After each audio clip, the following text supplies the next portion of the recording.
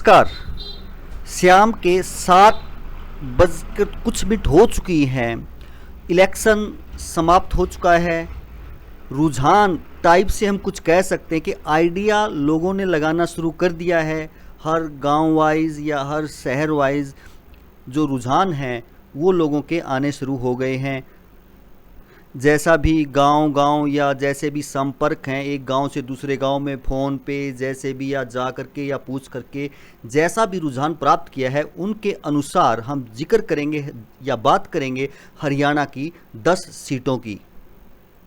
तो सबसे पहले शुरुआत करते हैं हिसार सीट से, जहां पर बीजेपी के रणजीत सिंह चौटाला और कांग्रेस के जयप्रकाश जी इलेक्शन में अपना किस्मत जो है दोनों आजमा रहे थे। पहले जो हाल या बयां हो रहा था हिसार का वो ये था कि बीजेपी लीड में है, लेकिन आज जो गांव का माहौल देखा, अपने गांव में भी या एक दो गांव में और सुना, गांव में तो ये मान के चलो आप कि कांग्रेस का लग रहा है कि बहुत अच्छी पोजीशन है। शहरों में भी कम नहीं है, ठीक है। तो इस हिसाब से हम कह सकते हैं कि शायद यहाँ कांग्रेस का पलड़ा भारी है हिसार से। अब यदि बात अम्बाड़ा की करें तो बीजेपी से बंतो कटारिया और कांग्रेस से वरुण चौधरी जो है इलेक्शन लड़ रहे थे, और यहाँ पहले भी कांग्रेस की स्थिति जो है मजबूत दिखाई पड़ रही थी। और आज के जो रुझान है या आज की जो बातचीत है या आज का जो माहौल है उसके अकॉर्डिंग भी कुछ पलड़ा जो है यहाँ भी कांग्रेस का ही ज़्यादा दिखाई दे रहा है।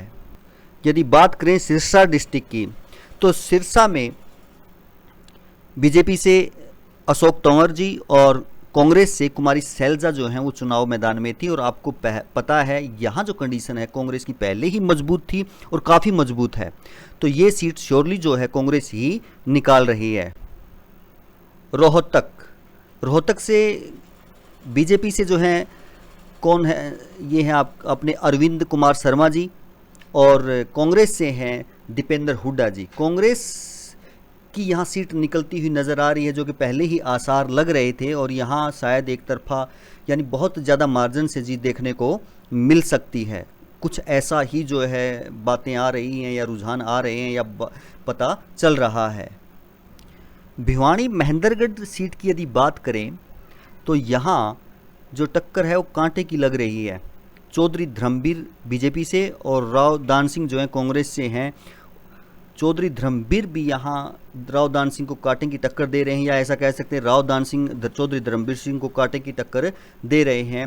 इसका नतीजा अभी जो है टाई के ऊपर छोड़ देते हैं कि ये किसकी सीट रहेगी।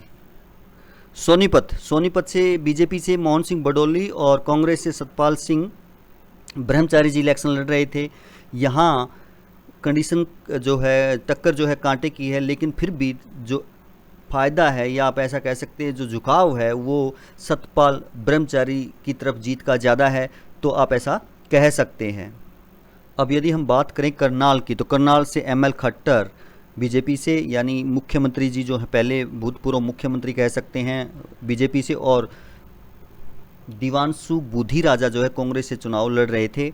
यहाँ टक्कर बुधी राजा ने बहुत ज़बरदस्त दी है। अब कौन जीतेगा कौन हारेगा यहाँ थोड़ा संशय है, लेकिन जो टक्कर दे रहे हैं बुधी राजा आज के नतीजों के अकॉर्डिंग या आज के गणना के अकॉर्डिंग यदि हम आइडिया लगाएं तो ज़बरदस्त टक्कर यहाँ आप देख सकते हैं। यदि हम गुरुग्राम का जिक्र करें बात करें तो राव इंद्रजीत सिंह बीजेपी से और राज बब्बर जी जो हैं कांग्रेस से चुनाव लड़ रहे थे।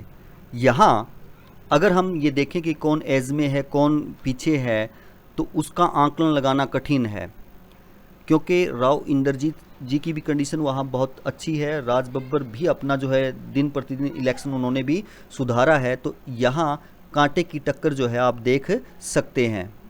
परिणाम इधर भी हो सकता है और उधर भी हो सकता है, किसी भी तरफ यहाँ का परिणाम जा सकता है। फरीदाबाद से यदि हम देखें तो कृष्णपाल गुर्जर जी जो हैं बीजेपी से, महेंद्र प्रताप जी जो हैं कांग्रेस से, और नलिन हुड्डा जो हैं जेजेपी से इलेक्शन यहाँ पर लड़ रहे थे। अब यहाँ की जो कंडीशन है वो कांग्रेस के ही फेवर में जाती हुई दिखाई दे रही है। आप ऐसा सोच सकते हैं कि पीछे जो भी कांड रहे हों, लेकिन आज का दिन जो माहौल और जो बातें सुनने में आ रही हैं, जो पता लग रहा है, उनसे ऐसा ही लग रहा है कि ये सीट भी कांग्रेस की जा रही है।